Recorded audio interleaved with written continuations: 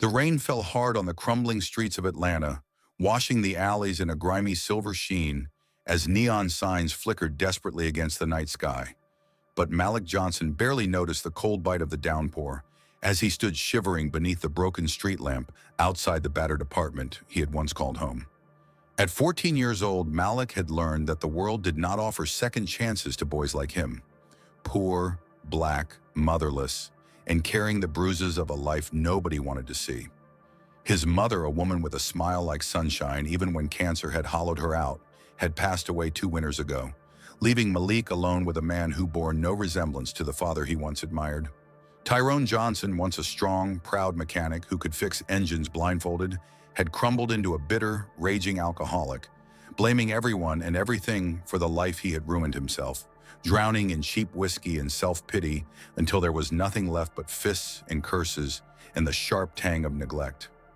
Malik's days became a brutal routine. Wake up on the stained mattress in the corner, dodge Tyrone's swinging belt, get shoved onto the streets with orders barked into his ears. "Bring me money, boy, or don't bother coming back." His small, calloused hands trained to slip wallets from strangers' pockets, to snatch purses from distracted shoppers, to run faster than the sirens could chase. Each theft felt like slicing away another piece of his soul, but Malik told himself it was just survival, just a way to avoid the wrath that waited behind the sagging front door, just a means to make it through another day, in a world that had no room for weaklings or dreamers. But tonight, everything changed. A botched grab, a slip of the fingers, a security guard's shout. Malik escaped, barely, with heart hammering in his ears, only to stagger home soaked in rain and shame, empty-handed. Tyrone met him at the threshold like a storm incarnate, dragging him by the hoodie collar, shoving him so hard into the broken porch railings that Malik felt the wood crack behind his shoulder. Then came the final words, screamed with the venom of a man who had stopped caring years ago. "You ain't my kid no more, you hear me? Get the hell out of here, and don't come back." The door slammed with a force that shook the whole building, rattling loose plaster onto the sagging floorboards, leaving Malik standing alone under the bruised purple sky, the rain washing the blood from his scraped palms and the tears from his hollow cheeks. For a long time, he couldn't move, paralyzed not by the cold, but by the enormity of what had happened. No home, no family, no backup plan, just the clothes on his back, a few crumpled dollars in his pocket, and a fierce, stubborn ember of hope buried somewhere deep in the wreckage of his heart. Around him, Atlanta bustled on, indifferent to another discarded black boy, lost among its thousands of lost souls. The cars roared past without slowing. Faces in windows remained turned away, and the police cruisers that circled like vultures didn't even spare him a glance. Hugging himself against the chill, Malik took a staggering step forward, then another, the weight of his decision pressing down like the sodden air. He would not end up another statistic, another cold case number filed away in some dusty drawer. He thought of the train station, the sprawling, humming temple of escape he had admired for years from afar, where trains thundered in and out like promises of other lives, other chances, and without a real plan, without anything except the desperate need to believe there was something better waiting beyond the city limits. He began walking, his sneakers slapping against the puddled concrete, his hands thrust deep into the holes of his hoodie, his mind already reaching out past the misery and brokenness and fear, latching on to a fragile vision of freedom. He didn't know where he would go. New York, Chicago, maybe somewhere farther where the winters bit harder, but the chances came easier. He only knew that if he stayed, he would die, either by Tyrone's hand or by the slow erosion of hope. The rain soaked him through until he could barely feel his fingers, but he kept going, each step an act of defiance, each breath a refusal to give up. The lights of the Atlanta train station growing larger, brighter, like a beacon burning away the chains of his past, calling him toward a future he would have to claw into existence with every ounce of strength he had left. And though the world had tried to teach him otherwise, Malik Johnson was not done fighting. The Atlanta train station loomed ahead like a sleeping giant, its towering iron arches and wide marble floors slick from the relentless rain, glowing under the harsh fluorescent lights that buzzed and flickered like dying fireflies.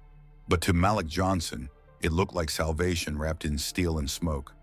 He slipped inside through a side entrance, unnoticed by the clusters of travelers rushing to catch their late-night departures, their suitcases clattering behind them, their umbrellas dripping cold puddles onto the polished floors. Their faces too busy, too tired, too detached to notice the skinny black boy with soaked sneakers and bruised knuckles drifting among them like a ghost. Malik kept his head low, pulling the hood of his ragged sweatshirt tighter around his face, the lingering smell of damp clothes and fear clinging to him as he weaved between kiosks selling candy bars, newspapers, and cheap souvenirs, his heart thudding against his ribs with every glance from a security guard, every overhead announcement booming about delayed trains and final boarding calls. He didn't have a ticket. He didn't have a plan. All he had was a desperate urge to get as far away from Tyrone in these empty streets as possible. His eyes scanned the boards. Chicago, New York, Memphis, places he had only ever seen in the crumpled magazines left behind in diners and waiting rooms. But his attention snapped to a long, battered passenger train idling quietly on track 7, an old model that had seen better decades, its faded blue paint streaked with rust, its windows fogged over by the breath of tired travelers. Something about it called to him, maybe because it looked just as worn down and stubborn as he felt. Without hesitating, moving as naturally as he could despite the wild hammering in his chest, Malik slipped onto the platform, staying in the shadows of the crowd, hiding behind pillars and carts until he spotted an open maintenance hatch near the front of the train, a loose panel carelessly left ajar by a distracted worker. Swallowing his fear, Malik darted forward, squeezing his thin body through the narrow space, the cold metal scraping against his skin and pulling the panel shut behind him with a soft, metallic click. Inside, the world changed. The noise of the station dulled into a low hum, and he found himself in a cramped, dusty maintenance crawl space just behind the engine room, the air thick with the scent of grease, metal, and old paper. It wasn't comfortable, but it was safe. For now. Curling up tight, arms around his knees, Malik listened to the murmuring voices outside, the occasional bark of a conductor calling for final boarding, the long, mournful cry of a distant freight train rolling across the night. Every muscle in his body ached with exhaustion, but his mind stayed alert, replaying the last few hours like a nightmare he couldn't wake from. The sound of Tyrone's screams, the slam of the door, the endless rain swallowing the world whole. He thought about his mother then, her gentle hands fixing his collar before school, her soft voice telling him to be strong no matter what. "You're worth more than this world tells you, baby," she used to whisper. "Don't you forget it."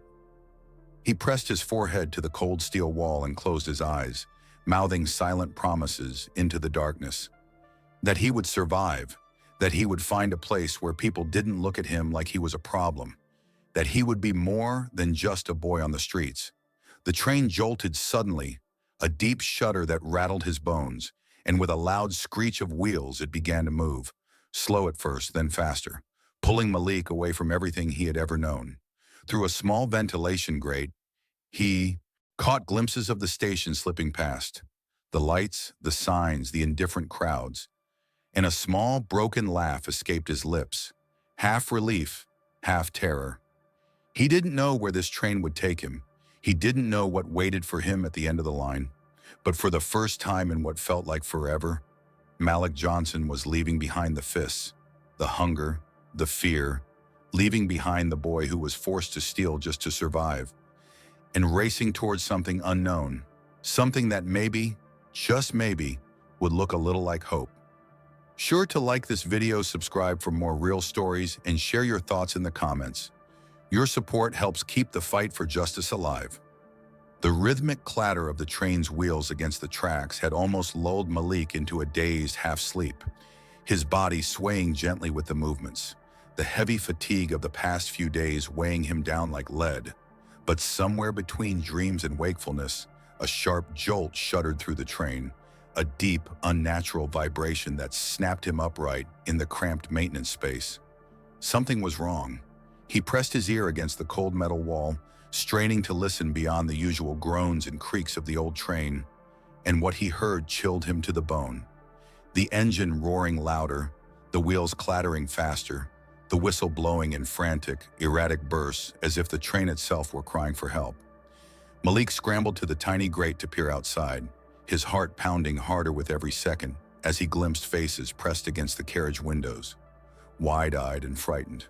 Passengers looking around, whispering urgently, clutching their children tighter, pulling luggage closer as unease rippled like a wave through the cars. The landscape outside blurred past at terrifying speed, too fast for a passenger train, trees bending in the wind like spectators to some terrible race, the platform lights of small towns streaking into elongated smears of yellow and white. Panic was blooming among the passengers now. Through the grate, Malik caught glimpses of a man in a conductor's uniform, struggling to keep people calm, shouting over the rising din that everything was under control. But his voice cracked with fear, betraying the truth. It wasn't. Malik felt his palms go clammy, his mind racing faster than the train itself. What was happening?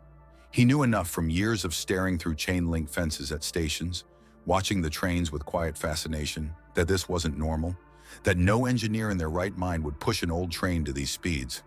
Something had gone terribly wrong. Driven by a force he didn't understand, Malik squeezed out of the maintenance hatch, landing silently on the narrow walkway between the cars, the wind slapping his wet clothes against his skin, the roar of the engine so loud it rattled his teeth. Passengers hardly noticed the skinny boy moving among them. Their eyes were glued to the windows, their hands trembling as they clung to the seats, prayers whispered under breathless gasps. But Malik moved with purpose, weaving his way forward, his sneakers squeaking on the slick floors. As he edged toward the front, he caught a glimpse of the train conductor, Mr. Cooper, a grizzled white man with sweat pouring down his weathered face, arguing with a group of terrified passengers. "The driver's locked in! We can't open the door!" Cooper bellowed, his voice hoarse with desperation, his hands flailing uselessly at the thick metal door that led to the engine room. "He's not responding! We've tried everything!" Malik's heart twisted painfully in his chest. The driver wasn't answering. Locked inside, while the train barreled toward disaster? Without thinking, without even fully understanding why, Malik moved closer, unnoticed in the chaos, his mind whirring through the scraps of knowledge he had gathered from stolen library books and long afternoons eavesdropping on train yard workers. He knew the layout of this kind of train, knew that just above the engine room there would be a tiny emergency hatch, a maintenance crawl space almost nobody used. If he could just reach it, maybe, just maybe, he could see what was happening. The train bucked again, throwing several passengers off their feet, screams rising around him. But Malik stayed steady, gripping the cold metal railing, inching forward. The speed was relentless now, terrifying. The cars rattling so hard it felt like the bolts would tear free at any moment. The windows blurring with rain and darkness and flashes of crossing signals that whipped past too quickly to count. Far ahead, Malik could see it. The emergency hatch, a small, almost invisible panel on the ceiling, marked with a faded red sticker. No one else noticed it. They were too busy screaming into their phones, pulling children close, praying to gods that might or might not be listening. Summoning every ounce of strength left in his aching body, Malik jumped up, grabbing a pipe to hoist himself toward the hatch, the muscles in his arms burning as he struggled with the stubborn latch until, with a squeal of rusted metal, it popped open, revealing a dark, narrow tunnel that led toward the front of the train. He pulled himself inside without hesitation, the hatch banging shut behind him, and crawled forward through the pitch-black corridor. The smell of grease and burning metal thick in the air, the vibrations of the speeding train rattling his bones. His heart pounded against his ribs like a war drum, fear clawing at the edges of his mind, but he forced himself to keep moving, dragging his bruised knees forward inch by painful inch, until at last he reached a second hatch, the access point to the driver's cabin. He could hear it clearly now, the hollow, irregular breathing of a man in distress, The chaotic beeping of warning alarms, the screech of wheels fighting to stay on the rails. Malik took a deep, shuddering breath, wiped the sweat from his forehead, and pushed the hatch open, not knowing what he would find, but knowing, with every fiber of his being, that he had no choice but to try. The hatch creaked softly as Malik Johnson pushed it open, and for a moment he just hung there, suspended between the dark crawl space and the chaos unfolding below him, his hands trembling against the cold metal rim, his heart hammering so violently it felt like it might explode out of his chest.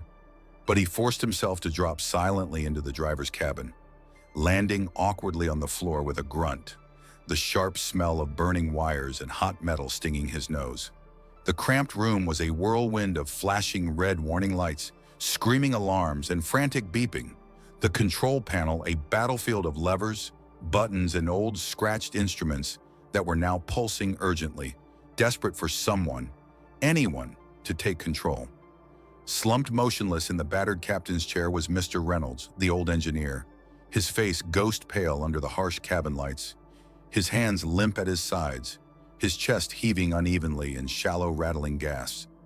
His head was lolled back at a terrible angle, eyes half closed, mouth slightly open as if caught in the middle of a word he hadn't finished speaking. For a second, Malik froze, paralyzed by the sheer terror of the moment, the overwhelming realization that he was alone in a place he should never have been, facing a machine built for men with decades of experience, not for a half-starved black boy who had never even ridden a train legally. Panic clutched at him, tried to pull him under, whispering that he should turn back, that there was nothing he could do, that he was just a kid from the streets. Worthless, useless, a mistake. But then another voice cut through the fear, clear and strong in his mind. The voice of his mother, the memory of her calloused hand smoothing his hair, her tired voice telling him he was worth more than anyone said. Gritting his teeth so hard they ached, Malik shook off the fear and stumbled toward Mr. Reynolds, reaching out to shake his shoulder gently at first, then harder, calling out, Mister, wake up!" But the driver only groaned faintly, his head lolling even farther to the side, his breathing growing weaker by the second. Malik's gaze snapped to the control panel, to the levers and switches he had spent years dreaming about from the other side of chain-link fences, and he realized, with a sick twist of fear, that no one was coming. It was just him now, him against the roaring machine, the runaway train that carried dozens, maybe hundreds of lives in its rattling, shaking cars, lives that would end horribly unless someone acted. Malik took a step closer to the panel, his hands hovering uncertainly over the controls, memories flashing through his mind. The YouTube videos he had secretly watched on library computers, the railroad workers' conversations he had overheard while sweeping floors for pocket change, the diagrams he had traced in his school notebooks back when he still believed school could save him.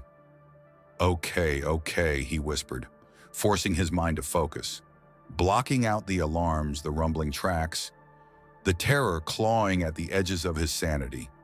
His fingers brushed against a large black lever labeled throttle and another labeled emergency brake. But he hesitated, knowing that pulling the wrong one could send the train lurching off the tracks or make things even worse. His eyes darted to the speedometer. The needle was buried deep into the red zone, vibrating dangerously close to the maximum. Ahead, through the rain-blurred windshield, the world was a blur of night and speed, warning signs whipping past faster than he could read them, the train screaming toward curves and crossings not built for this kind of madness. Malik swallowed hard, feeling the seconds slip away like grains of sand through his fingers, and made a decision, a real decision, not born of desperation, but of courage. He reached out with both hands, gripped the throttle lever, and yanked it gently back, feeling the resistant pull of aging machinery fighting him, the engine growling like a wounded animal. The train shuddered violently, the wheels screeching as they tried to obey, but the speed only dropped by a fraction. Malik cursed under his breath, sweat pouring down his face, his muscles straining as he leaned his full weight into the lever, praying that the old engine would listen before the world outside the windshield turned into a wall of wreckage. Behind him, he could almost hear the ghostly echoes of the passengers, the railroad workers' conversations, the diagrams he had traced in his school notebooks back when he still believed school could save him. Mothers clutching their babies, old men gripping their hats, teenagers crying into cell phones. And he knew in that moment that their lives were tied to his hands, to the strength of his arms, to the bravery beating inside his battered chest. He looked at the emergency brake, his mind calculating faster than it ever had before, remembering the engineer videos that said pulling it too fast at high speed could snap the cars apart like brittle toys, killing everyone instantly. No, not yet. He needed to slow them more first, control the deceleration, fight gravity itself if he had to. Grunting with effort, Malik shifted another lever, adjusted a series of ancient dials, his fingers moving on instinct and memory, while the train shrieked and shivered around him like a living thing in agony. His knees buckled with the strain, his knuckles bled where he scraped them against the unforgiving metal edges of the controls, but he didn't stop, didn't dare stop, because for the first time in his life, someone needed him, and he was not going to let them down. Sure to like this video, subscribe for more real stories, and share your thoughts in the comments. Your support helps keep the fight for justice alive. The cabin felt like a furnace as Malik Johnson threw his entire body against the stubborn, ancient controls. The roar of the engine growing deafening, vibrating through his bones, the lights above flashing erratically as the train hurtled forward like a beast gone mad. And every second felt heavier than the last, like a countdown ticking toward a catastrophe he could almost taste in the air. A collision, a derailment, a fiery wreck with his name written on it if he failed. Sweat poured down his forehead in rivers, blinding him, but he wiped it away with the sleeve of his soaked hoodie and focused, gritting his teeth so hard his jaw ached, his arms screaming in protest as he forced the throttle lever another desperate inch backward, the metal groaning under his effort, the old machine resisting him at every turn like a living thing that refused to surrender. The speedometer needle quivered, hesitated, and then, blessedly, terrifyingly, began to twitch downward, a single heartbeat's worth of slowing that filled Malik with a surge of adrenaline so pure it made him gasp out loud. But it wasn't enough. Not nearly enough. Outside the windshield, the landscape rushed past in a chaos of lights and shadows, the curves of the track approaching far too fast, signal lights flashing frantic warnings. And up ahead he glimpsed, just for a second, the hazy glow of what must be a city, maybe a station, maybe a wall of steel and concrete, waiting to smash the train into oblivion if he couldn't wrest control in time. Malik's hands flew across the console, fumbling for anything, any clue, any control he hadn't noticed before. His fingers found a smaller auxiliary brake lever, half hidden beneath a cracked plastic cover, and without hesitation, he yanked it down. The train answered with a screech so loud it rattled the loose teeth in his mouth. The floor beneath him bucking wildly as sparks showered the tracks, lighting up the night in flashes of angry orange. Malik was thrown sideways, slamming hard against the metal wall, pain exploding in his ribs. But he dragged himself back to the controls with a snarl of raw determination, his body bruised and battered, but his mind laser-focused on one thing. Do not give up. He could almost hear the screams of passengers now. Real or imagined, it didn't matter. Feel the collective fear building behind him like a tidal wave. His heart thundered like a war drum, but he forced his breathing to slow, forced himself to think, because panic would kill them all faster than any broken track. He spotted the pressure gauge for the main air brakes. The needle was dropping, slowly, grudgingly, and remembered from stolen glances at train yard manuals that air brakes needed time, patience, and balance to work properly. Slam them too hard and the train would tear itself apart like a rattlesnake snapping its own spine. Malik adjusted the auxiliary lever by delicate degrees, hands steady even as the cabin rocked like a ship in a hurricane. Finding the sweet spot where resistance gave way to traction, the train's shrieks of protest gradually softening into lower, angrier growls.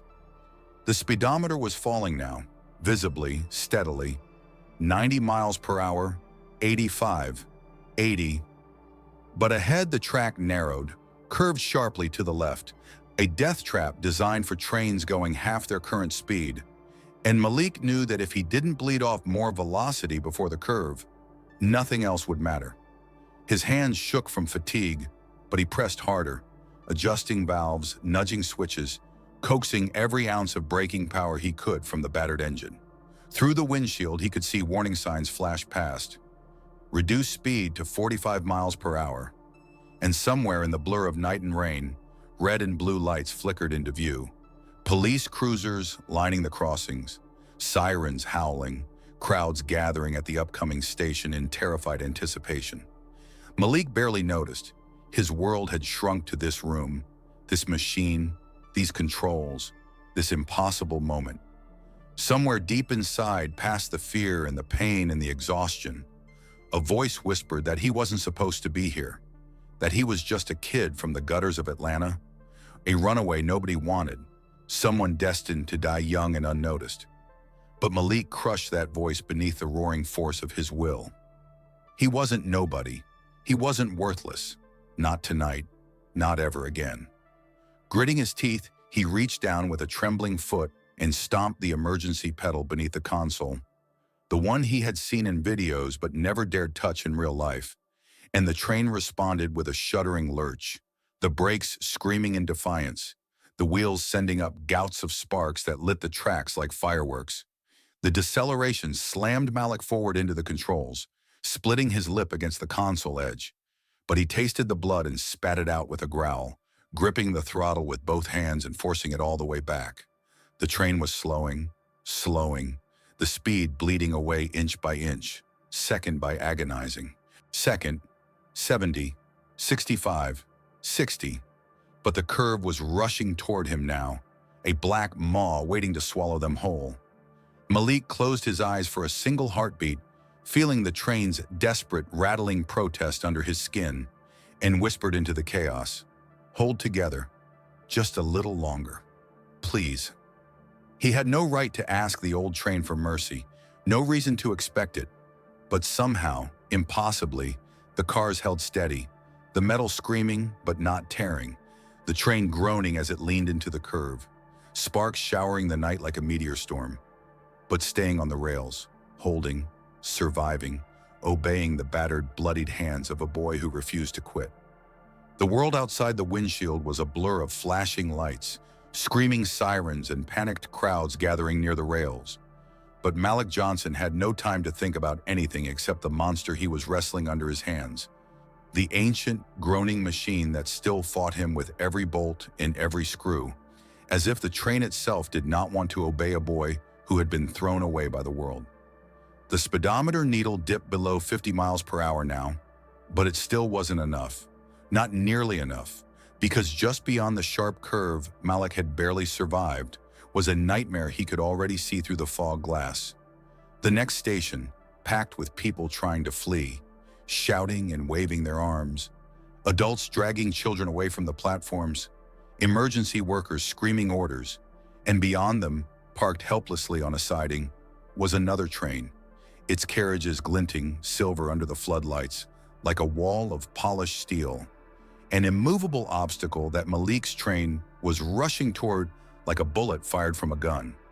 His body screamed in protest, his arms numb, his legs quivering from the sheer effort of holding the emergency pedal down, but he ground his teeth together and pushed harder, ignoring the hot sting of blood trickling from the gash on his forehead where he'd struck the console, ignoring the wrenching ache in his bruised ribs where the cabin had thrown him earlier.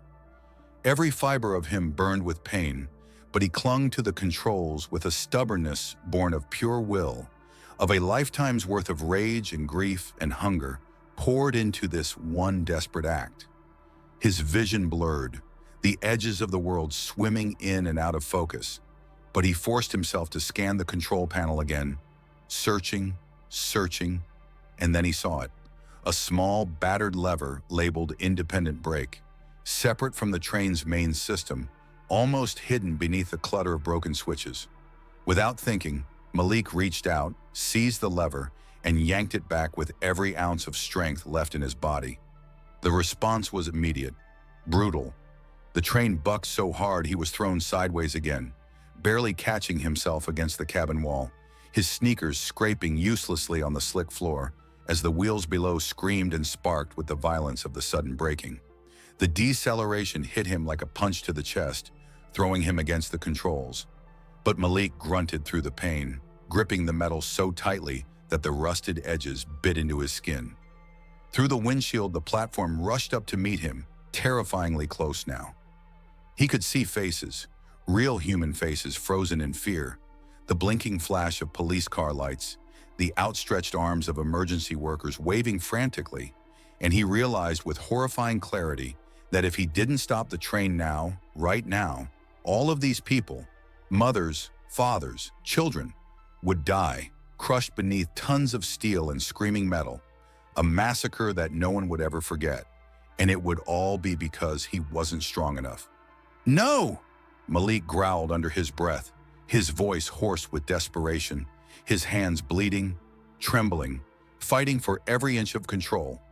He leaned into the emergency brake pedal harder, twisted the independent brake lever farther, feeling the old train moan and protest beneath him like a dying animal, the vibrations rattling his very bones. The speedometer plunged. 40, 35, 30, but the station was so close now he could see the rivets in the other train's panels, see the terror on the passengers' faces as they braced for impact. And somewhere deep in his chest, Malik roared in defiance, summoning strength from a place he hadn't even known existed. His muscles tore with the effort, his lungs burned for air, his mind screamed at him to give up, to let go, to accept the inevitable. But he refused.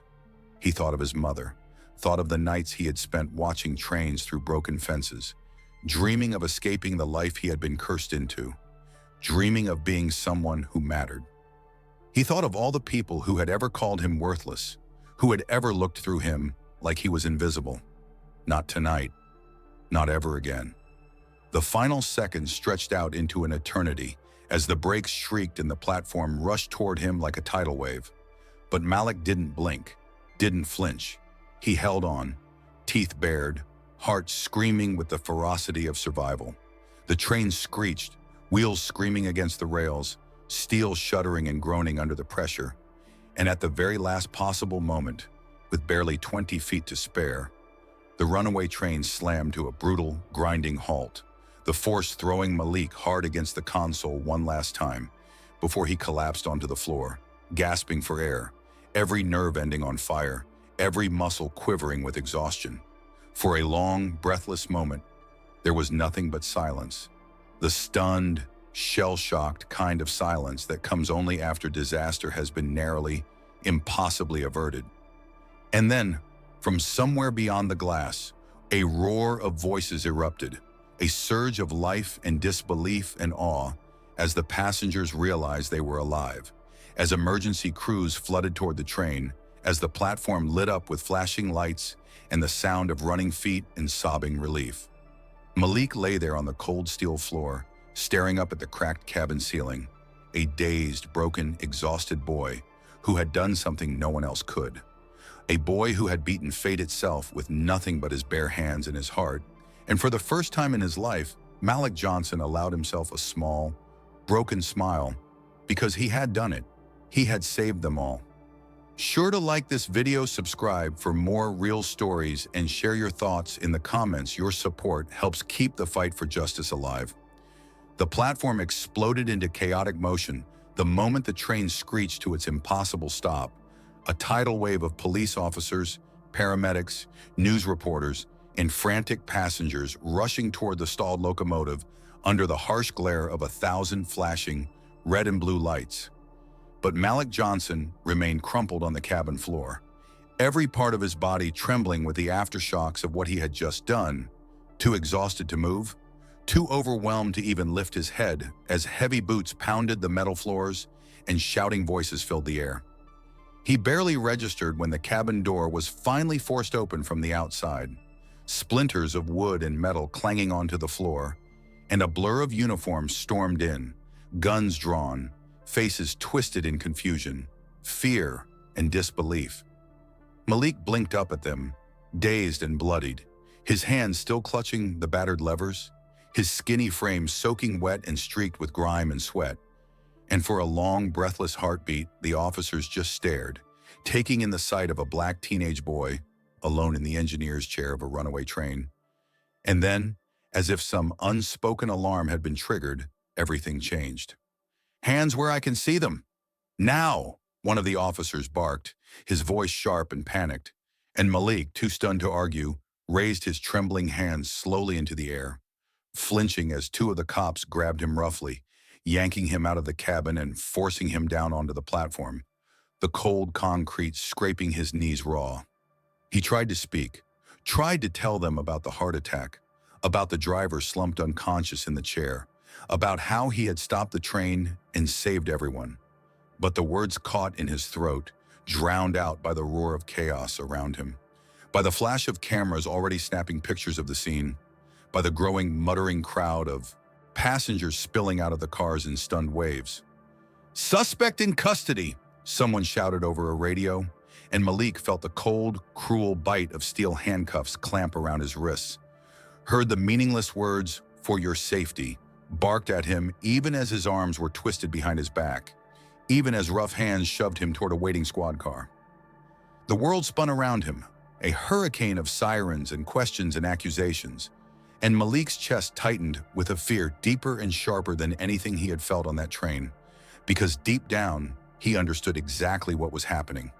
It didn't matter that he had saved the train, didn't matter that he had risked his life, didn't matter that without him dozens, maybe hundreds, would be dead.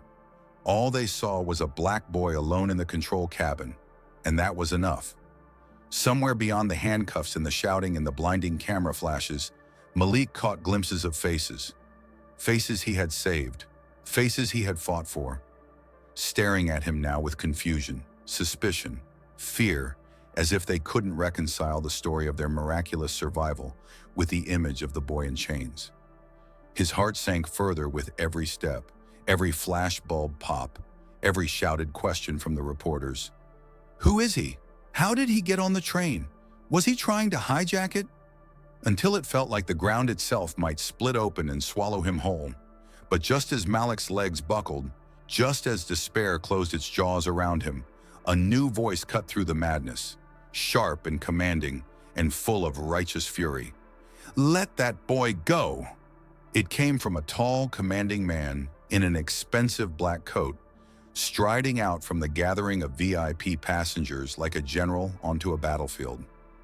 Richard Anderson, one of the richest men in America, owner of half the railroad companies on the East Coast, a man who had been riding quietly in the first-class car with his wife Elizabeth and their teenage daughter Chloe when the train lost control. Now he moved with the unstoppable confidence of someone used to being obeyed, pushing past the officers, shoving a microphone out of his face, pointing directly at Malik. "That boy saved our lives," he shouted, his voice carrying over the crowd, freezing the officers mid-motion. "He's not a criminal. He's a hero." For a heartbeat, the entire platform seemed to hold its breath, the gears of public opinion grinding to a sudden, jarring halt as Richard's words pierced the chaos. Elizabeth Anderson rushed forward too, her eyes wide with horror as she saw Malik's condition, as she realized what was happening, and she grabbed one of the officers by the arm, her voice shaking with fury. "Uncuff him! Immediately! You should be thanking him, not treating him like a criminal," she snapped, glaring at the stunned cop. Chloe, standing a few steps behind her parents, pulled out her phone and began recording everything, her fingers flying across the screen as she streamed the scene live, broadcasting the truth to the world. The black boy they were about to arrest was the same boy who had stopped the train, saved her life, and given hundreds of people a second chance. The officers hesitated, glancing at each other, uncertain now under the crushing gaze of a man who could probably buy their entire department twice over. Slowly, grudgingly, the handcuffs were removed, and Malik staggered to his feet, rubbing his sore wrists, his body screaming in protest, his mind still reeling from the whiplash of being treated like a criminal moments after performing a miracle. Richard Anderson stepped closer, placing a firm hand on Malik's shoulder, a gesture of solidarity that felt so foreign, so surreal, Malik almost didn't know how to react. and turned to face the growing crowd of reporters. "You want a story?" Richard said, his voice cold as ice. "Here's your story. A boy with nothing risked everything to save strangers he didn't even know. He did what grown men failed to do. He saved us all, and we owe him more than just applause. We owe him a future." The cameras clicked furiously, reporters shouted more questions, and the story began to shift like a tide turning in Malik's favor. But he barely heard any of it, too overwhelmed, too exhausted, too raw. All he could do was stand there, heart pounding, as the world finally began to see him, not as a thief, not as a runaway, not as a problem, but as what he truly was: a survivor, a fighter, a hero who refused to let the world define him by his scars. The chaos of flashing cameras and blaring sirens slowly faded into a dull roar as Malik Johnson stood on the rain-slicked platform, trembling from exhaustion and disbelief. The weight of what had just happened crashing down on him, harder than any impact the runaway train could have delivered. And it wasn't until he felt the firm, steady pressure of Richard Anderson's hand still resting protectively on his shoulder that Malik finally realized he wasn't alone anymore. Not really, not for the first time in what felt like forever. Elizabeth Anderson, radiant even in the harsh floodlights, her blue coat clinging to her shoulders in the rain, stepped closer, her eyes shining with a fierce maternal concern as she reached out carefully, almost reverently, as if afraid to scare him away, brushing a bloodied strand of hair off Malik's forehead with trembling fingers. Her voice low and thick with emotion as she whispered, "You're safe now, sweetheart. We've got you." Words Malik hadn't heard, hadn't dared to hope to hear, since the night his real mother had died. Words that punched through the armor he had spent years building, sending a fresh flood of tears blurring his vision. Chloe Anderson, tall and confident, and still wearing her private school jacket under a raincoat now soaked through, smiled at him with an awkward kind of admiration, holding her phone at her side and giving him a look he had seen before only on TV. The look people gave to real heroes, not boys like him who slept under bridges and ducked cops and stole sandwiches when the hunger gnawed too deep.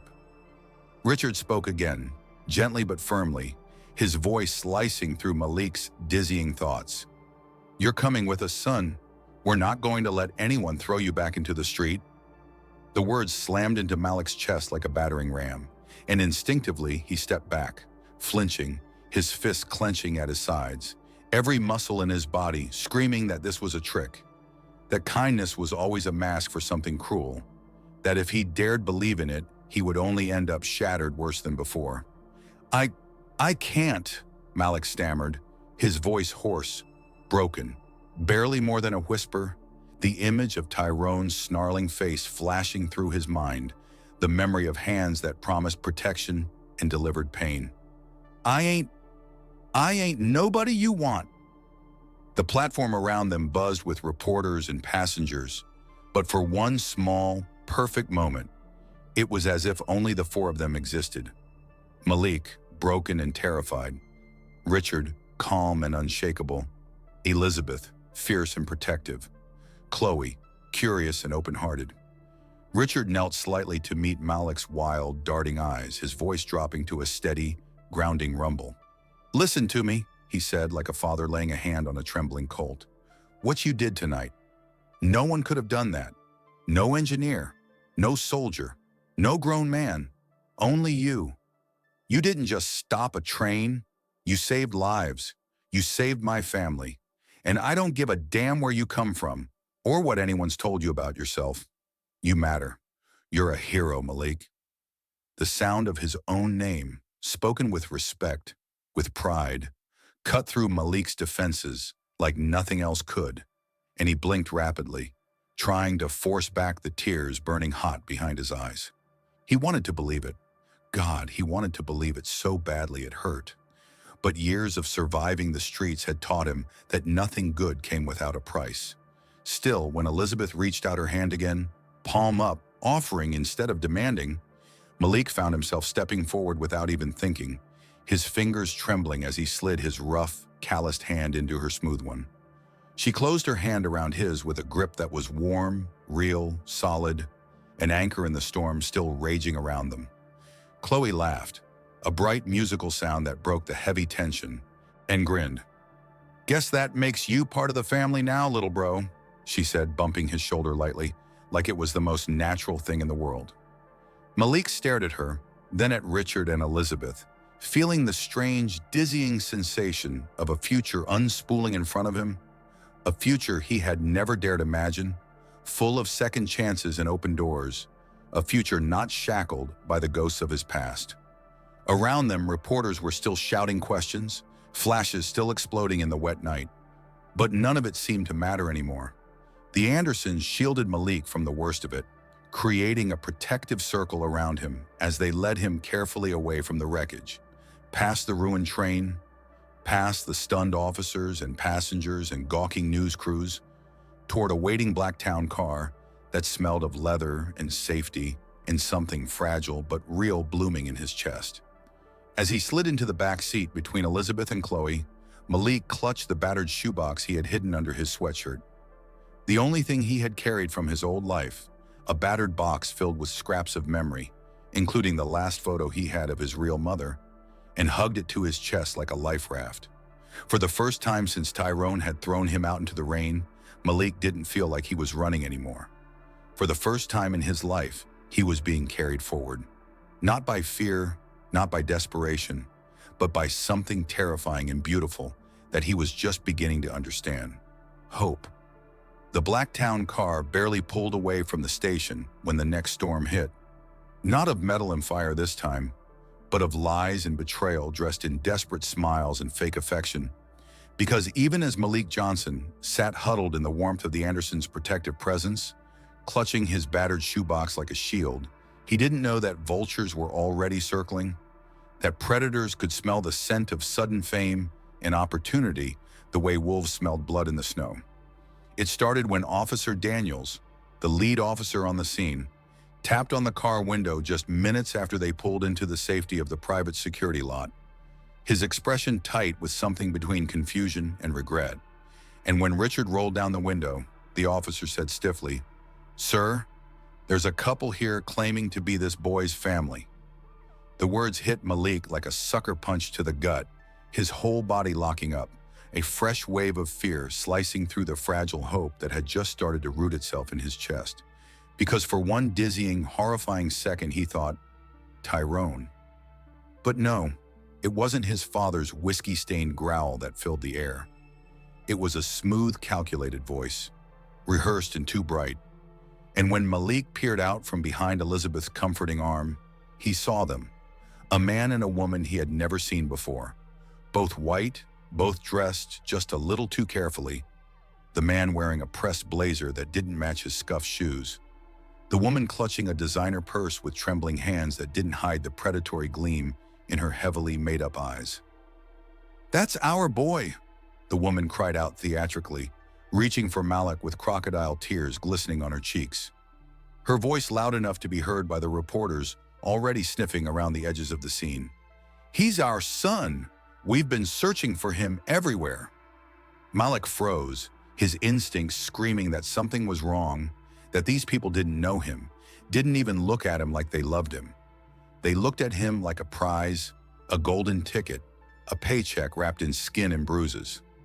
Richard immediately tensed, stepping protectively in front of Malik, while Elizabeth's face hardened into something fierce and dangerous, the sweet kindness replaced by a cold fury that Malik would later learn was reserved for those who dared threaten her family. "Is this true, Malik?" Elizabeth asked softly, crouching to meet his frightened eyes, giving him a choice instead of an order, giving him something nobody ever had before, the right to decide his own future. Malik shook his head hard, his voice trapped somewhere between a whisper and a cry.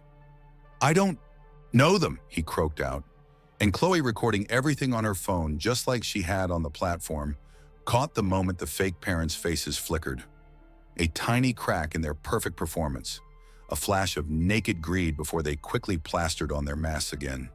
"He's confused, poor thing," the fake father said smoothly, stepping closer until Richard Anderson blocked him with a stare so cold it could have frozen hell. "We have paperwork, adoption plans. He just ran away before it was finalized." The lies piled on, slick and slimy, and Malik's stomach churned as he realized that they weren't just trying to steal his story. They were trying to steal his future, to claim him for the cameras, the interviews, the book deals, the TV shows that were already starting to buzz around the miracle boy who had saved a runaway train. The officers, uncertain, looked between the polished lies and the trembling boy, between the power of money and the truth written plainly on Malik's face, and for a terrible heartbeat, it seemed like they might believe the wrong side. But then Malik did something he hadn't done in a long, long time. He stood up for himself.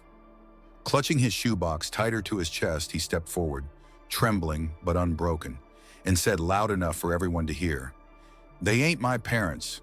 My real mom's dead. My dad, he didn't want me, and I sure as hell ain't theirs." His voice cracked at the end, but the truth of it rang out clear and pure like a bell in the thick, choking air. Elizabeth slipped an arm around his shoulders, pulling him close, while Richard turned to the officers and said with the full weight of a billionaire's authority, "Get them off this property and check their story, carefully." Officer Daniels nodded grimly, already signaling for backup, and as the fake couple protested, shouted, begged, they were handcuffed and led away, their crocodile tears replaced by snarls of anger and threats of lawsuits no one listened to anymore. Malik sagged against Elizabeth, his body trembling not from fear this time, but from the sheer exhaustion of surviving yet another attempt by the world to use him, break him, define him, but not this time. Chloe gave his shoulder a quick squeeze and grinned fiercely. "Told you, little bro," she whispered. "You're with us now." And for the first time that night, Malik allowed himself to believe it, to believe that maybe, just maybe, the nightmare was finally over, and the dream was just beginning. Sure to like this video, subscribe for more real stories, and share your thoughts in the comments. Your support helps keep the fight for justice alive. The cold night slowly surrendered to the bruised gray of dawn as Malik Johnson sat huddled in the back seat of the Andersons' town car. Wrapped in a borrowed blanket, Elizabeth's hand resting gently on his shoulder, while Richard spoke quietly to the police officers outside. And though the fake parents had been dragged away and the media frenzy had finally started to die down, the heavy weight of Malik's past still sat on his chest like a stone, because he knew, sooner or later, someone would want answers, real answers, and this time he would have to speak. When Officer Daniels returned, his face tight with concern but free of suspicion, he crouched beside the car door and said softly, "We found your file, son." Social services had reports a long time ago, and the kindness in his voice broke something loose inside Malik, something raw and buried and sharp. And before he knew it, the words were pouring out, tangled and painful and desperate, the truth ripping free after so many years trapped behind clenched teeth and sleepless nights.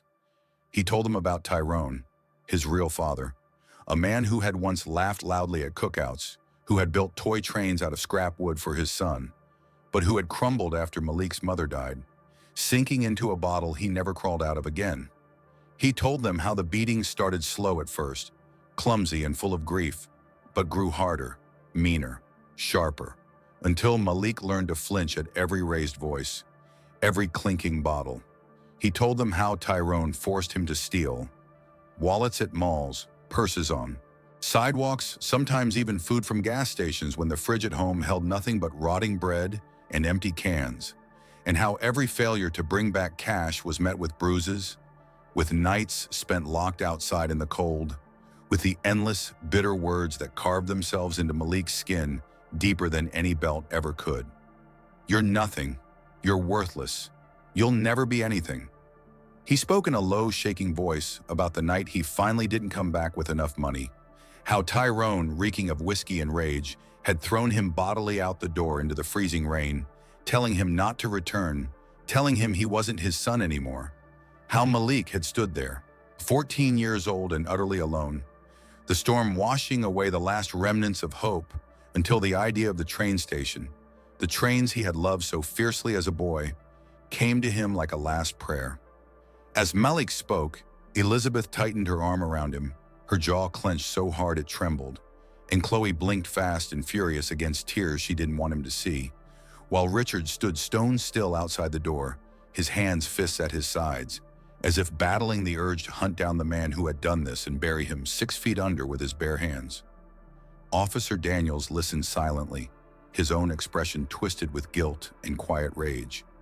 Because the system had failed Malik, because society had failed him, because nobody had come looking when the boy disappeared off the grid, because for boys like Malik, boys with skin a few shades too dark and a bank account a few zeros too short, survival often came with no safety net and no second chances. When Malik finally finished, his throat raw, his body slumped with exhaustion, there was a heavy aching silence, broken only by the distant wail of sirens dying off into the new morning. Elizabeth leaned in, brushing a thumb across his battered cheek, and whispered, "You didn't deserve any of that. Not a second of it. You're brave, Malik. Braver than anyone I've ever known." Chloe nodded fiercely, her hand finding his and squeezing tight, while Richard stepped to the car door, his voice low but filled with something steely and unbreakable. "You're coming home with us," he said simply, without fanfare, without pity, just pure, unshakable certainty. "You don't ever have to go back to that life. Not ever again." Malik's chest hitched on a sharp breath, disbelief warring with hope so fierce it scared him more than the fists ever had. Because hope was dangerous. It could be crushed, snuffed out like a candle. But as he looked at the faces around him, the faces of people who weren't lying, who weren't using him, who weren't pretending, something deep inside him cracked wide open. And for the first time since his mother's funeral, Malik Johnson let himself believe. Maybe he wasn't broken beyond repair. Maybe he deserved to be loved. Maybe he deserved a future. The following weeks passed in a blur of long days and longer nights, filled with meetings and paperwork and interviews. The cold, sterile halls of courthouses replaced by the warm presence of the Andersons standing at Malik's side every step of the way.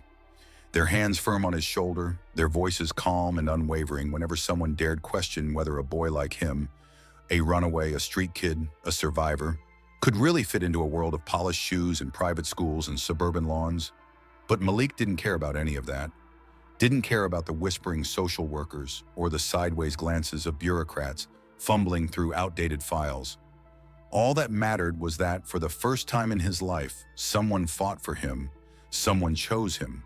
Not because they had to, not because they were obligated, but because they wanted to, because they saw him, truly saw him, not as a statistic or a case number, but as a human being worthy of love and dignity and future dreams. Richard Anderson's reputation and wealth bulldozed most of the red tape that usually drags such processes out for months, and Elizabeth's fiery determination cut through any lingering doubts like a knife through paper. But it was Malik himself, his bravery, his survival, his unwavering spirit, that ultimately won over even the most skeptical judges and caseworkers.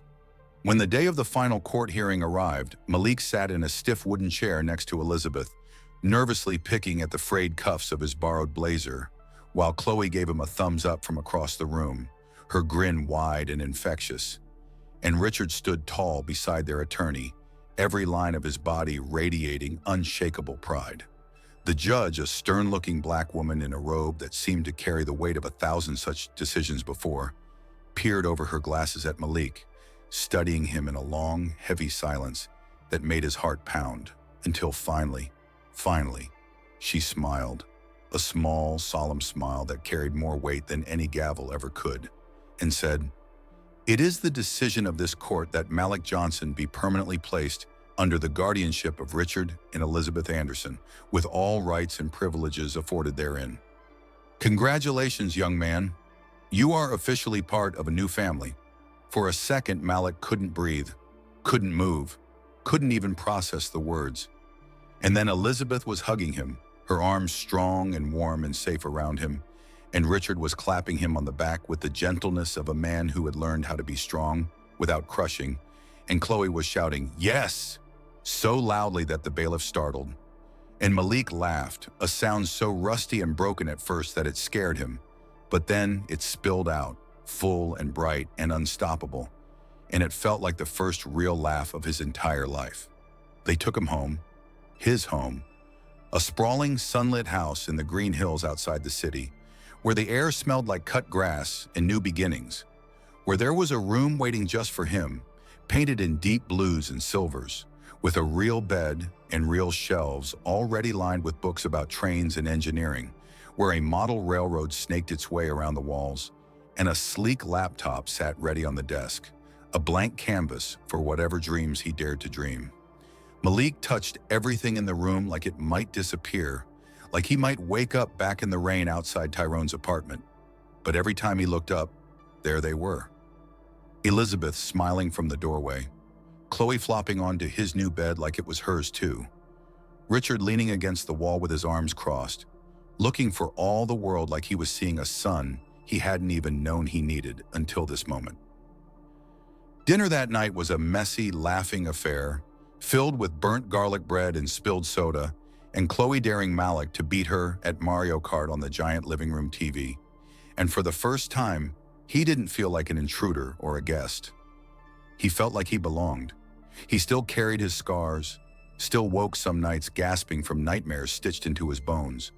But now when he bolted upright, cold sweat slick on his skin, Elizabeth was there to soothe him with gentle hands and soft words. Richard was there to sit silently beside him until the shaking stopped. Chloe was there to drag him back into dumb jokes and video games and late-night cereal raids. And slowly, Malik began to understand that survival wasn't the same as living, and that maybe, just maybe, he was allowed to have both. In the quiet moments when he sat by the window tracing the path of distant trains with his finger, he thought about the boy he had been, scared, hungry, alone, and the boy he was becoming. Strong, loved, unbreakable. And he knew that the tracks of his life had shifted forever, carrying him toward a future so bright it almost hurt to look at it. He wasn't a runaway anymore. He wasn't a lost boy. He was Malik Johnson, son, brother, survivor, dreamer, and his journey was just beginning. Months rolled by like the smooth turning of train wheels against endless tracks, and the bitter memories of Malik Johnson's old life, though never fully gone, grew softer around the edges, worn down by the steady healing power of love, stability, and dreams he finally dared to believe in. The seasons changed, spring painting the Anderson estate in rich greens and bursts of wildflowers, and Malik changed with them, growing stronger, taller, more confident with each passing day as he settled into a life that once seemed like an impossible fantasy. A life where he didn't have to steal to eat, where he didn't have to sleep with one eye open, where he could walk into a room and know without question that he was wanted there. School came first, and though catching up after years of gaps and absences was brutally hard, Malik attacked it with the same stubborn, gritty determination that had once helped him survive the streets, staying up late to finish homework, asking Chloe to quiz him on math problems, letting Elizabeth and Richard proudly hang every B+, every A-, every tiny victory on the giant fridge in the sunny kitchen. But it wasn't just about catching up. It was about building a future, a real future. And when Malik sat down one evening with Richard in the big leather chairs of the study and shyly confessed that he wanted to work with trains someday, real trains, big ones, the kind that connected cities and people and dreams, Richard didn't laugh or dismiss the idea the way Tyrone might have. He simply nodded, leaned forward and said, "Then we'll find you the best schools, the best mentors. We'll build you the tracks to get there." And for Malik, that was the moment he truly understood. He wasn't just surviving anymore. He was thriving, growing into the person he had always been meant to be before the world tried to break him. His story captured the imagination of the nation. The news called him the train hero. Social media exploded with hashtags celebrating his bravery. Scholarships flooded in from organizations he had never even heard of, and people sent letters from all over the country, thanking him for saving their families, for inspiring them to believe that courage could still exist in a world that often forgot what it meant. But through it all, Malik stayed grounded, choosing quiet days, building intricate model railroads with Richard, movie nights with Chloe sprawled across the living room floor, baking slightly burnt cookies with Elizabeth in the kitchen, while laughter filled every corner of the house that had once seemed so big and empty and impossible. On the one-year anniversary of the day he stopped the runaway train, the city of Atlanta held a special ceremony in the Grand Station where it had all begun, unveiling a bronze plaque in Malik's honor. And though the mayor gave a speech and reporters swarmed and strangers clapped him on the back with tears in their eyes, it was standing quietly with his new family at the end of the ceremony, looking up at the shining words carved into metal. Malik Johnson, a hero who refused to be invisible. That Malik felt the true weight of it settle into his chest, a fierce, aching joy that made his eyes burn and his throat tighten, because he knew now that he would never again be forgotten, never again be just a shadow slipping through cracks no one cared about.